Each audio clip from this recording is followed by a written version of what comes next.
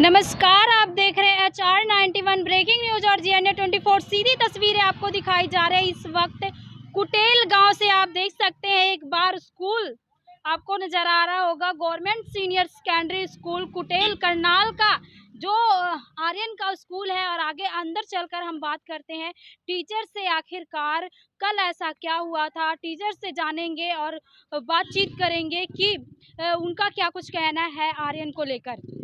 नमस्कार मैम। नमस्कार। क्या नाम है जी आप? मनदीप शर्मा। क्या कुछ कहना चाहेंगी, ऐसा हादसा जो है आर्यन के साथ हुआ, ऐसा और बच्चों के साथ ना हो, इस बारे में क्या कुछ कहना चाहेंगी?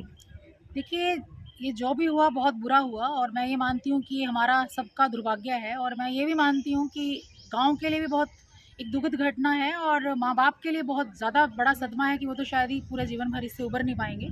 लेकिन एक स्कूल का भी ये बहुत बड़ा लॉस है जी। कि बच्चे हमारे पास एक विश्वास के साथ हम माँ बाप इधर भेजते हैं, एक विश्वास के साथ हम भी बच्चों को थामते हैं जी। लेकिन मैं ये बार बार कहना चाहती हूँ सभी माता पिता से भी कि प्लीज़ आप स्कूल टीचर्स का साथ दीजिए। जब स्कूल टीचर्स आपको बार बार नोट करते हैं कि आपके बच्चे एब्सेंट हैं या स्कूल नहीं आ रहे, या एटलीस्ट 10 दिन में या 15 दिन में एक बार अगर माता पिता आके अपने अपने बच्चे का पता करते रहेंगे स्कूल से कि क्या हमारा बच्चा रेगुलर आता है या बीच में भागता तो नहीं है, या जब टीचर आपको इन्फॉर्म करें या किसी के हाथ भी आपको मैसेज भेजें, तो आप एक बार स्कूल में जरूर आते रहिए, टीचर के साथ टच में रहिए। जिससे क्या होगा कि बच्चों के अंदर भी एक डर रहेगा कि हमारे माता पिता को भी पता चल जाएगा अगर हम लोग इस तरह से बंक मारेंगे, और क्लास टीचर को भी लगेगा कि देखो माँ बाप को भी पूरी फिक्र है। तो देखिए, जब तक समाज, माता पिता और टीचर तीनों मिलकर अपना अपना जो रोल है वो प्ले नहीं करेंगे, तब तक हम जो है बच्चों में सुधार नहीं सोच सकते।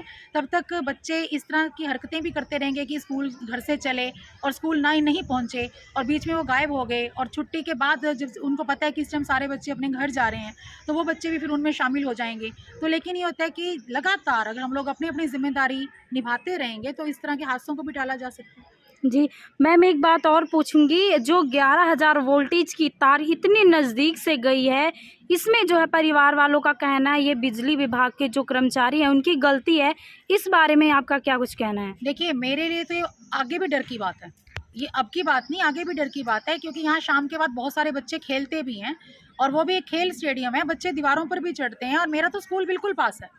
कि मेरे को ये डर है कि कहीं ऐसा ना हो जाए कि दोबारा कोई बच्चा इस तरह की कोई शरारत करे या कोई इस तरह की कोई हरकत कोई बच्चा करे और वो अनजाने में फिर से दोबारा से उस तार की चपेट में आ जाए। और अगर ये समय रहते हमारे में से हर आदमी, जैसे अभी आप मेरे स्कूल की तरफ भी अगर आप देखोगे तो टॉयलेट्स के पास से, गेट के बाहर से जब आप जाओगे भी तो वहाँ से भी जो बिजली का एक खंभा है वो निकल रहा है, ठीक है ना। तो हम आज उसकी भी दरख्वास्त यही कह रहे थे कि हो सके तो वो खंभा भी थोड़ा दूरी पे चला जाए तो हमारे लिए आसान हो जाएगा। कहीं ऐसा ना हो जाए कल को वहाँ पर भी कोई हादसा हो जाए, क्योंकि बच्चे दीवारों पे चढ़ते ही हैं, ठीक है, और फिर वो किसी चपेट में आ जाए। तो समय रहते मेरे हिसाब से कि प्रशासन को भी जागना होगा कि स्कूलों में जो कमियाँ हैं, सरकारी स्कूलों की व्यवस्था के लिए हर आदमी क्वेश्चन उठाता दिखता है, लेकिन सरकारी स्कूलों की जो दुर्दशा है, जहाँ वहाँ जो अव्यवस्था हमारे को मिली हुई है प्रशासन की तरफ से कि हमारे पास कोई स्वीपर नहीं है, हमारे पास कोई चौकीदार नहीं है, हमारे पास कोई पियोन नहीं है, स्टाफ ऑलरेडी हमारे पास कम है। 1100 बच्चा, जैसे अगर मैं स्कूल की अपने की बात करूँ, यहाँ पढ़ रहा है तो 1100 बच्चे के ऊपर आप सोच के देखिए कि वही हमारे पास एक आधा घंटा रिसेस का होता है जिसमें टीचर भी खाना खाएंगे, बच्चे भी खाना खाएंगे। 1100 बच्चे में से अगर उस टाइम कुछ बच्चे अगर भाग भी जाएं, हम लोग क्या करेंगे? अटेंडेंस दोबारा लेंगे छठे पीरियड में आने के बाद। जी। तो अगर माता पिता को भी लगेगा कि बच्चा घर कैसे आ गया या बच्चा भागा क्यों, या टीचर को भी उसी टाइम पता चलता है कि क्लास में कि बच्चा ये इस टाइम कहाँ है, तो इस तरह की जो लगातार जो जागरूकता है वो समाज में, माता पिता में और हम सब लोगों में होनी बहुत ज़्यादा ज़रूरी है। प्रशासन को भी लगता है कि जो चीज़ें, देखिए जब कोई हादसा होता है, आज SDM साहब भी मौके पर पहुंचे हुए जी, तो जिस टाइम, और मुझे जब मैं वहाँ मौके पे पहुंची थी तो बहुत सारे ग्रामीण खड़े हुए थे, वो बोल रहे थे कि जी हमने पहले भी बहुत बार कंप्लेंट की है जी, क्यों समय रहते तब कंप्लेंट पे एक्शन नहीं लेते, क्यों किसी आर्यन की कुर्बानी के ऊपर कंप्लेंट की हुई, क्यों एक्शन तब होता है जब इस देश के अंदर कोई ना कोई अपनी कुर्बानी देगा, कोई किसी माँ का बच्चा चला जाएगा, कोई माँ उजड़ जाएगी, उसके बाद आज इस चीज़ के ऊपर एक्शन लिया भी जाएगा तो ठीक है, लेकिन उस माँ का क्या और उस परिवार का क्या, उस नुकसान का क्या। और स्कूल का आप ये मान के चलिए कि जो एक सम्मान होता है उसको एक ठेस पहुंचती है कि हमारा बच्चा था, ठीक है ना, उसकी भरपाई कौन करेगा जी। तो जैसे अब मान के चलिएगा कि जैसे हमारे पास कोई स्वीपर नहीं है, गांव के अंदर मनरेगा काम करती है, अगर हम लोग मनरेगा से लेबर मांगने चले जाएं कि स्कूल की सफाई हमें करवानी है कि प्लीज़ आप हमारे लिए मनरेगा दे दो, तो उसके लिए हमारे को कई बातें सुननी पड़ती हैं, बड़ी जद्दोजहद करनी पड़ती है, तब जाके स्कूल के लिए पूरा एहसान लेके हमें 10 दिन के लिए लेबर मिलती है, जी जबकि स्कूल क्या गांव का हिस्सा नहीं है? क्या वो मनरेगा में नहीं आता? जहाँ 1100 बच्चा पढ़ने आता है, क्या वो बच्चा उस गांव का नहीं है? क्या स्कूल की सफाई की जिम्मेदारी मनरेगा की नहीं होनी चाहिए? जब हमारे पास स्वीपर भी नहीं है, क्यों प्रशासन इस मामले में बीडीओ को या उनको एसडीओ को रिटर्न में आदेश नहीं करता कि स्कूल की सफाई भी आपका प्रायोरिटी का काम है, कि जब भी मनरेगा की लेबर लगाई जाएगी तो हर 2 महीने में एक बार आप स्कूल वालों से जरूर पूछ के आओगे कि स्कूल में सफाई तो नहीं करवानी? जी क्यों इस तरह की जो बेसिक चीजें हैं वो हमारे को प्रोवाइड नहीं करवाई जाती? जी जी जी। तो कहीं ना कहीं जो है, कहें तो पेरेंट्स की भी लापरवाही है, क्योंकि जब मैसेज डाले जाते हैं या मैसेज घर को दिए जाते हैं कि आपका बच्चा, पेरेंट्स मीटिंग बुलाई जाती है, तो पेरेंट्स एक तो पेरेंट्स मीटिंग में नहीं आते, ये नहीं देखते कि उनका बच्चा जो है बार बार टीचर के कंप्लेन करने के बाद भी स्कूल नहीं पहुंच रहा, तो उस पर ध्यान दिया जाए। देखिए, अगर कोई भी हादसा इस तरह का हो जाता है, ठीक है, तो स्कूल को सरासर सारे, चाहे वो मीडिया है चाहे वो न्यूज़पेपर है, वो जिम्मेदार ठहरा देते हैं। कभी स्कूल से ये नहीं पूछा जाता कि आपके यहाँ हालात क्या हैं या आपके यहाँ वजह क्या है।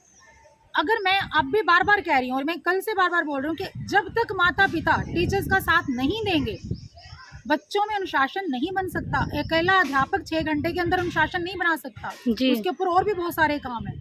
लेकिन अगर माता पिता और अध्यापक दोनों मिल जाएंगे जिस दिन, उस दिन मुझे पता है, जैसे हमारे टाइम में भी था कि हमारे माता पिता को पता होता था हमारे बारे में, यहाँ वो पूरी पेन लेते थे जी। तो मैं ये चाहूँगी कि आज जब उस माँ का बच्चा गया, बहुत सारी माएँ मुझे मिली, तो आज सबको यही था कि हम स्कूल आते रहेंगे।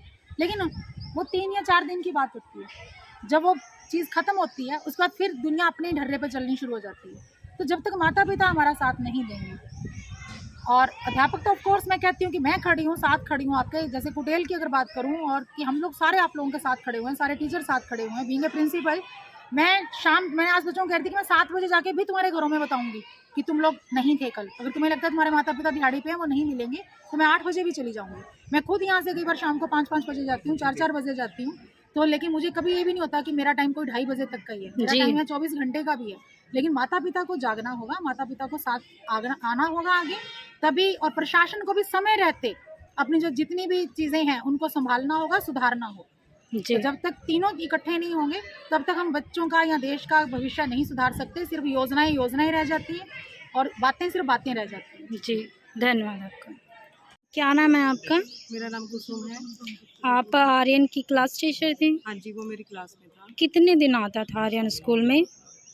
वो आता भी था और नहीं भी आता था, ये कह सकते हैं। बीच में जैसे 2 दिन आया, फिर 2 दिन गायब हो जाता था, ऐसे ही उसका चल रहा था। काफ़ी टाइम से ना ऐसे ही चलता था वो। तो पढ़ाई में बिल्कुल भी उसका मन नहीं लगता था? हाँ, उसका पढ़ाई में थोड़ा सा था कि मन नहीं लगता था उसका। खेल कूद में ज़्यादा ध्यान था, जिसकी वजह से उसके साथ ये हादसा हुआ। हाँ जी, यही कह सकते हैं। वैसे क्या कुछ कहना चाहेंगे आर्यन के बारे में कुछ? वैसे देखो, बच्चा जिसका था, जिस मदर का बच्चा था, उसकी मम्मी को तरफ से सोच के देखें या अपना सोच के देखें। बच्चा तो बच्चा ही है, चाहे अगर वो पढ़ने में अच्छा नहीं है तो इसका मतलब ये नहीं है कि वो और किसी एक्टिविटी में नहीं हो सकता।